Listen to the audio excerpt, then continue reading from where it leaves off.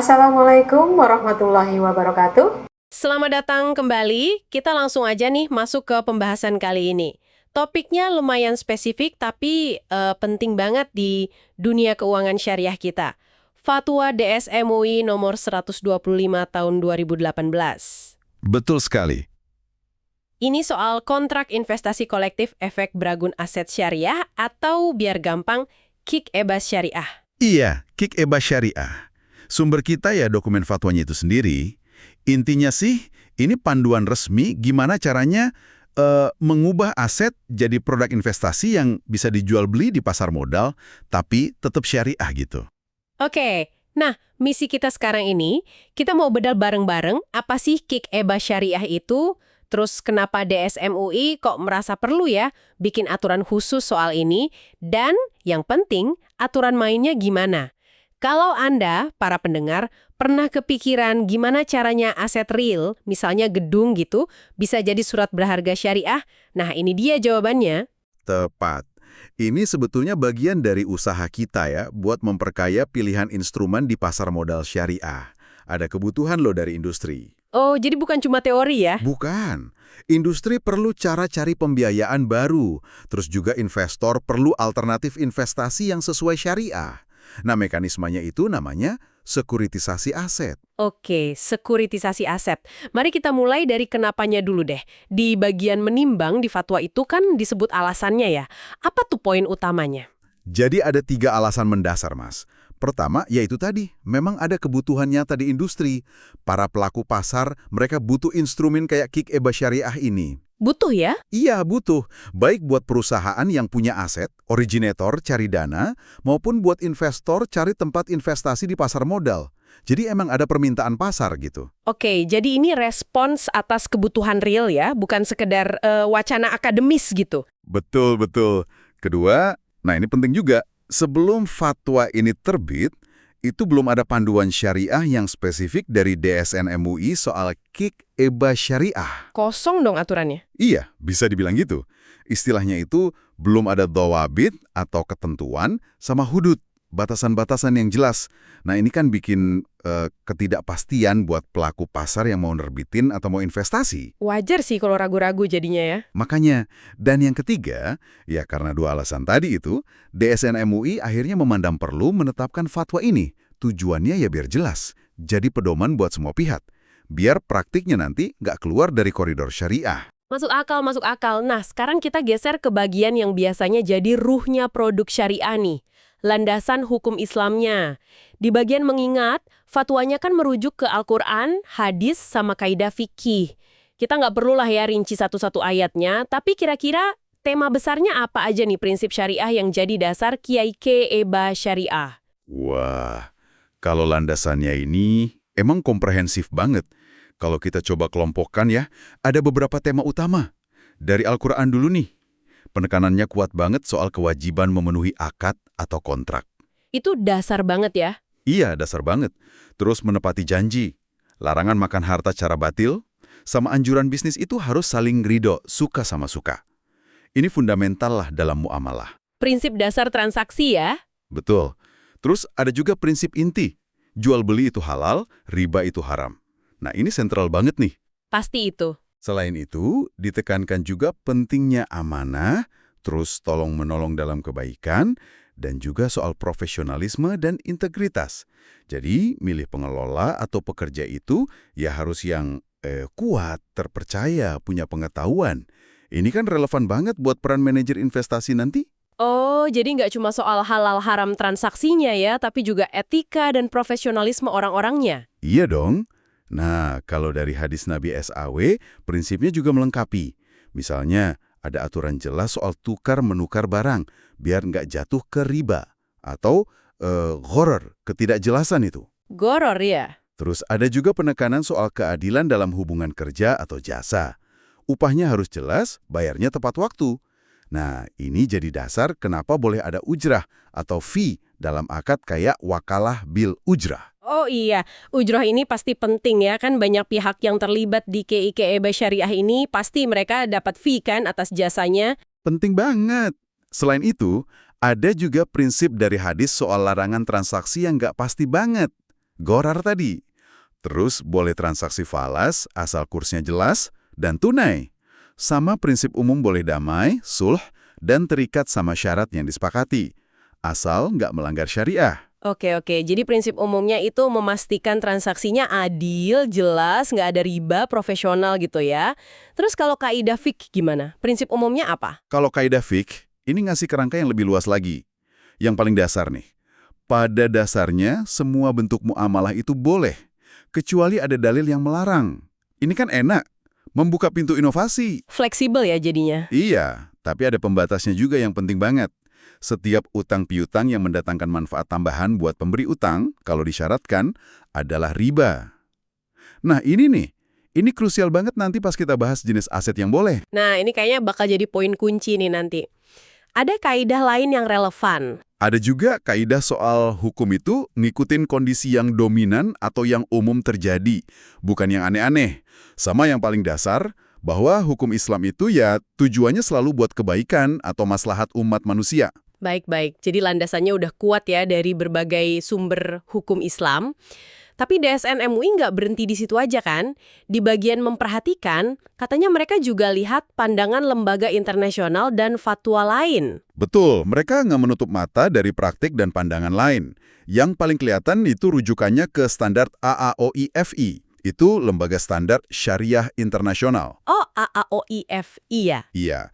Terus juga keputusan dari lembaga fikih Islam OKI sama Nadwa Al-Baraka. Itu forum ekonomi Islam. Nah, ketiga-tiganya ini intinya sama.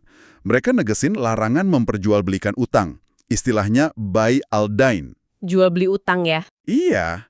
Apalagi kalau dijualnya pakai diskon, itu dianggap riba. Atau jualnya secara tangguh. Utang dibayar utang lagi. Itu juga dilarang. Namanya buy al-khalid bi al-khalid.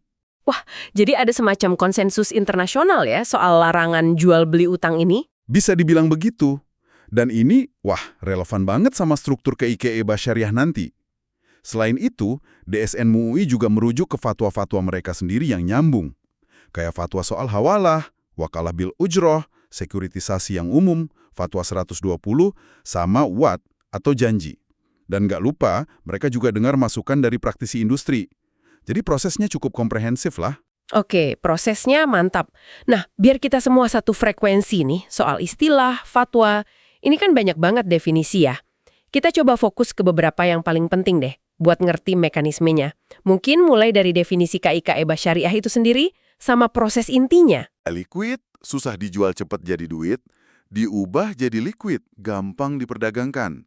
Bentuknya jadi efek beragun aset syariah atau EBAS. Oke, dari nggak liquid jadi liquid. Caranya?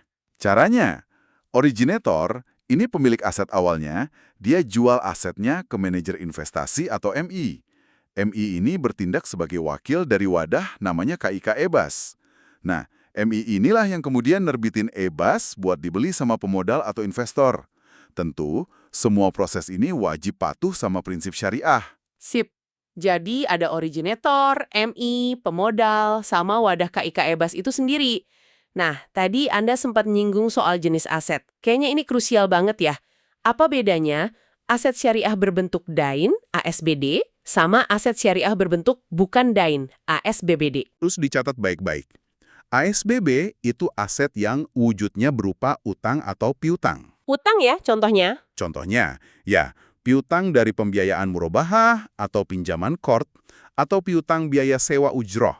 Pokoknya, ini tuh klaim atas pembayaran uang di masa depan. Oke, ASBB itu aset piutang. Kalau ASBBD? Nah, ASBBD itu aset yang bukan utang. Wujudnya bisa macam-macam. 1. Barang berwujud al-a'yan. Contohnya ya, properti, mesin, mobil gitu. Aset fisik ya? Iya. 2. Manfaat al-manafi. Contohnya hak pakai atau hak sewa atas suatu aset. 3. Jasa al-khodamat. Contohnya ya layanan pendidikan, kesehatan, atau jasa lain yang bisa dinilai lah. Termasuk juga aset pembiayaan yang kepemilikan aset realnya masih di originator, kayak di IMBT sebelum akad miliknya pindah. Jadi intinya, ASBBD ini aset real, manfaat, atau jasa, bukan klaim utang. Pembedaan ini penting banget, Mas. Oke, saya ulang biar nempel. ASBD sama dengan aset utang piutang. ASBBD sama dengan aset non-utang, bisa barang, manfaat, atau jasa. Sip, ada istilah lain yang perlu kita highlight juga? Mungkin bank kustodian ya, itu bank yang tugasnya nyimpen aset Ki Ebas, biar aman. Terus beberapa akad utama yang sering disebut. Wakalah bil ujroh, itu akad perwakilan tapi ada fee-nya. Lalu kafalah bil ujroh, akad penjaminan, ada fee-nya juga. Sama al-bay al-hakiki, ini jual beli aset real yang beneran. Nanti kita lihat deh gimana akad-akad ini dipakai. Siap. Nah, setelah kita paham latar belakang sama istilah kuncinya, terutama bedanya ASBD dan ASBBD tadi, sekarang kita masuk ke inti aturan mainnya nih. Apa aja ketentuan hukum utama di Ki Ebas Syariah ini? Apa yang boleh dan mungkin yang lebih penting lagi, apa yang nggak boleh? Nah, ini dia jantung fatwanya. Pertama, secara umum ya, DSN MUI bilang boleh melakukan sekuritisasi aset dalam bentuk Ki Ebas. Tapi ada tapinya nih. Syarat dan ketentuan berlaku ya. Iya, betul. Syaratnya ya harus patuh sama semua ketentuan di fatwa ini. Oke, lampu hijau, tapi syaratnya ketat. Apa syarat utamanya? Nah, ini poin kedua dan ini yang paling krusial, Mas. Aset yang boleh jadi dasar atau jadi agunan buat nerbitin KIK EBS ini hanya aset syariah berbentuk bukan dain, alias ASBBD. Hanya ASBBD. Hanya ASBBD. Jadi, harus aset yang berupa barang, atau manfaat, atau jasa. Berarti, kalau gitu, aset yang berupa utang atau piutang? Nah, itu dia. Berarti, sekuritisasi tidak boleh dilakukan atas aset syariah berbentuk dain, ASBD. Aset piutang nggak boleh disekuritisasi jadi EBA syariah. Ini konsekuensi langsung dari larangan jual beli utang by al-dain yang tadi kita bahas. Wah. Dan ini juga dikonfirmasikan sama lembaga-lembaga fikih internasional tadi. Ini pembeda utamanya loh dari sekuritisasi konvensional, yang seringnya basisnya ya utang, kayak KPR gitu. Wow, ini aturan yang fundamental banget ya dan dampaknya gede pasti. Jadi, IBAS syariah itu harus beragun aset real, manfaat atau jasa. Gak boleh kumpulan piutang. Ada ketentuan pokok lainnya. Ada, yang ketiga, ya sebagai konsekuensi logisnya, seluruh proses Kici Ebas, dari awal sampai akhir, itu harus bersih dari unsur-unsur terlarang. Apa aja tuh? Ya, standar lah ya. Riba, ghoror, ketidakjelasan atau spekulasi yang kebangetan, maisir, judi, tadlis, nipu, darar, merugikan orang lain, rishwah, suap, transaksi objek haram, zulm, zalin, dan maksiat. Ini prinsip umum yang harus dijaga ketat. Jadi ada filter berlapis ya. Jenis asetnya harus ASBBD, terus prosesnya juga harus bersih dari yang dilarang. Fatwa ini merinci lagi nggak syarat buat ASBBD-nya sendiri? Oh, dirinci juga. Kalau asetnya barang, ya harus jelas wujudnya, spesifikasinya punya nilai, halal, bermanfaat, dan bisa ngasilin sesuatu. Kalau asetnya manfaat atau jasa, ya jenisnya harus jelas, nggak boleh buat kegiatan haram, punya nilai dan bisa diserah terimakan atau dilaksanain. Akadnya juga harus pas sama jenis asetnya. Kalau asetnya campuran gimana? Hukumnya ngikut aset yang paling dominan. Terus gimana kalau asetnya itu belum ada, tapi baru akan ada nanti? Kayak hak sewa gedung yang belum jadi gitu? Nah, kalau manfaat atau jasa yang baru ada nanti, akadnya khusus. Pakai al-ijarah al-mausyufah, fi ad-dimmah. Itu sewa atas manfaat jasa yang speknya ditentuin di awal. Kalau barang yang baru ada nanti, pakainya akad salam atau istisna. Oke, aturannya jelas ya. Cuma ASBBD yang boleh, prosesnya bersih. Nah, kita kan tahu nih, banyak pihak terlibat ya. Originator, MI, kustodian, pemodal, bisa jadi ada penjamin, agen penjual, macam-macam. Gimana fatwa ini ngatur hubungan hukum atau akad di antara mereka semua biar tetap syariah? Kayaknya rumit nih. Kelihatannya emang rumit ya, tapi fatwa ini coba memetakan kok, dibagi jadi beberapa tahapan gitu. Kita nggak usah bahas semua detail hubungannya, misal MI sama registrar gitu. Tapi kita lihat alur utamanya aja. Boleh. Pertama, tahap prasekuritisasi. Ini sebelum ebasnya terbit. Kuncinya di sini adalah kesepakatan antara MI dan kustodian buat membentuk KIK ebas. Terus biasanya ada wa'ad atau janji. Janji antara originator buat jual aset ASBBD-nya, dan janji dari MI atas nama KIK ebas buat beli aset itu. Janji dulu ya. Iya, terus pihak-pihak lain yang bantu proses, kayak penata sekuritisasi, agen penjual, penjamin emisi, itu biasanya diikat pakai akad wakalah bil ujroh. Jadi mereka dikasih kuasa buat kerja dan dapat fee. Oke, jadi tahap persiapan isinya banyak janji, waat, sama perwakilan wakalah. Lanjut? Kedua, tahap sekuritisasi. Pas penerbitan, ini momen pentingnya. Pertama, pemodal atau investor beli unit EBAS dari MI. Akadnya di sini wakalah bil ujroh. Jadi pemodal itu ngasih kuasa ke MI buat ngelola investasinya dan MI dapat fee. Oke, pemodal kasih kuasa ke MI. Kedua, pakai dana dari pemodal tadi, MI mewakili KIK EBAS beli aset ASBBD dari originator. Nah, akadnya di sini al-bai al-hakiki, jual beli real. Ini transaksi pengalihan aset yang beneran, bukan sekedar pengalihan utang lo ya. Ini dia transaksi kuncinya ya, jual beli aset real ASBPD itu. Persis. Ketiga, tahap pasca sekuritisasi. Ini selama EBS-nya berjalan. Biasanya MI nunjuk pihak lain jadi servicer, tugasnya ngelola aset sama arus kasnya. Akadnya ya wakalah bil ujroh lagi. Kalau ada penjamin kredit, credit enhancer, akadnya kafalah bil ujroh, penjaminan dengan fee.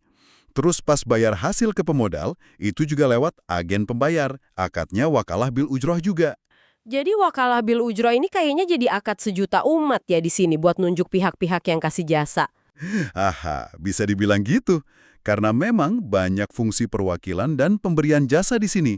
Dan yang penting dicatat nih, fatwa ini negasin setiap kali pakai akad spesifik kayak wakalah, kafalah, bai, ijaroh mausufah fi al-dhimmah, itu pelaksanaannya wajib tunduk sama ketentuan di fatwa DSN MUI lain yang ngatur akad itu secara khusus. Jadi ada standar kepatuhan berlapis. Wah, detail banget ya pengaturannya. Oke, terakhir nih, di bagian ketentuan penutup, ada poin penting lain nggak? Ada 2 poin standar sih biasanya. Pertama soal kalau ada sengketa antar pihak. Oh iya, kalau berantem gimana? Nah, diutamakannya musyawarah dulu. Kalau nggak ketemu jalan keluar, baru deh lewat lembaga penyelesaian sengketa syariah. Bisa Basyarnas, bisa pengadilan agama. Pokoknya yang basisnya syariah, bukan pengadilan umum. Penting tuh, biar penyelesaiannya juga tetap syariah ya. Iya. Poin kedua, Kedua, ya standar juga. Fatwa ini berlaku sejak tanggal ditetapkan, itu November 2018. Dan kayak biasa, ada klausul kalau nanti ditemukan ada kekeliruan, ya fatwa ini bisa diubah atau disempurnakan. Ini nunjukin ada fleksibilitas juga. Oke. Kita udah bedah lumayan dalam ya fatwa DSN MUI 125 ini. Jadi buat Anda para pendengar, rangkuman utamanya apa nih?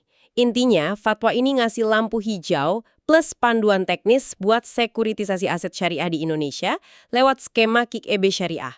Tapi syarat fundamentalnya, aset dasarnya itu wajib aset non-utang, ASBBD, barang, manfaat, atau jasa.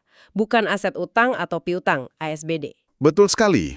Pembedaan ASBD versus ASBBD ini jantungnya. Dan ini yang bikin dia beda banget secara prinsip sama banyak praktik sekuritisasi konvensional. Ini jelas membuka peluang instrumen investasi baru, pembiayaan baru yang sesuai syariah. Tapi di sisi lain, ini juga menetapkan batasan yang tegas berdasarkan interpretasi DSN MUI soal larangan jual beli utang tadi. Sip. Memahami kerangka ini pastinya bantu Anda ya kalau nanti ditawari produk KIK EBA Syariah jadi bisa lebih ngeh atau minimal paham lah gimana prinsip syariah diterapkan di inovasi keuangan modern. Nah, kalau menurut Anda sendiri nih, apa satu hal yang paling menonjol dari diskusi kita ini? Buat saya pribadi ya, yang paling menonjol itu gimana fatwa ini secara tegas gitu, narik garis batas di isu perdagangan utang. Isu ini kan memang jadi perdebatan panjang ya, di fikih muamalah kontemporer. Nah, keputusan DSN MUI untuk hanya membolehkan ASPBD ini, menurut saya sebuah sikap yang jelas. Dan ini yang membentuk karakter unik produk EBA Syariah di Indonesia. Menarik. Sikap yang jelas ya. Nah, sebagai penutup nih, mungkin satu pertanyaan buat Anda renungkan di rumah, mengingat larangan tegas sekuritisasi utang ASBD ini, yang jadi pembeda utama dari pasar konvensional, kira-kira gimana ya tantangan sekaligus peluang inovasi ke depan buat instrumen kayak KIK EBA Syariah ini? Gimana caranya dia bisa terus berkembang, tapi tetap menjaga kepatuhan syariah yang ketat, terutama pada prinsip fundamental larangan perdagangan utang tadi? Oke deh, terima kasih banyak sudah menyimak pembahasan mendalam kita kali ini. Sampai ketemu lagi di kesempatan berikutnya.